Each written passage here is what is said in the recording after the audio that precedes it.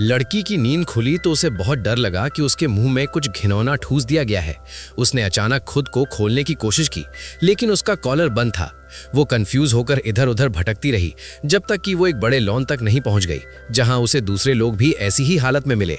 न सिर्फ औरतों का मुंह बंद था, बल्कि आदमियों के मुंह भी बंधे हुए थे। लॉन के बीच में लकड़ी का एक बड़ा बक्सा रखा था।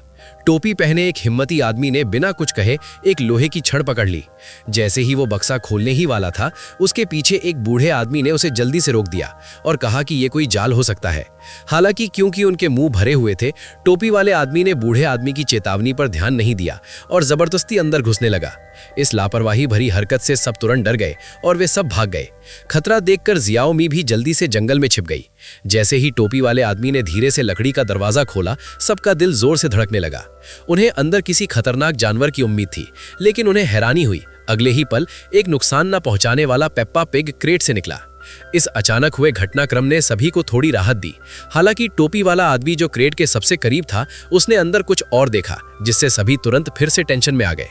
थोड़े शक के साथ टोपी वाला आदमी धीरे से अंदर पहुंचा और जब उसने उसे बाहर निकाला तो उसने पाया कि वो हर तरह के हथियारों से भरा था। ये देखकर सभी क्रेट की ओर दौड़े, लेकिन तभी ध्यान से देखने वाली जियाओमी ने लकड़ी के बोर्ड पर कागज का एक टुकड़ा चिपका देखा, जिसमें एक चाबी थी। ये महसूस करते हुए कि ये कॉलर की चाबी हो सकती है, वो जल्दी से निक के पास गई और उसे ट्राई किया। सच में चाबी ने उसके मुंह में कॉलर खोल दिया। अब आखिरकार सभी इस घिनौनी चीज से आजाद हो गए थे।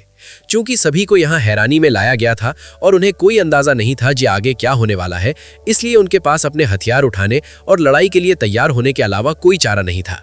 हालांकि जैसे ही उन्होंने अपने हथियार बांटे, हादसा हो गया। अचानक हुई गोलियों की आवाज से वहां मौजूद सभी लोग डर गए, लेकिन अगले ही पल जिस लड़की से वो अभी अभी मिले थे, उसे वहीं मरा हुआ देखकर निक हैरान होकर चुप हो गया। उसी पल एक निडर हट्टा कट्टा आदमी 2 पिस्तौल लेकर आगे बढ़ा, लेकिन परछाई में छिपे दुश्मनों ने उसे गोलियों से छलनी कर दिया। इस बीच लकड़ी के बक्से में छिपी औरत ने अपनी फुर्ती का इस्तेमाल करके सामने वाले जंगल में घुसने की कोशिश की, लेकिन भागते समय वो गलती से एक गड्ढे में गिर गई।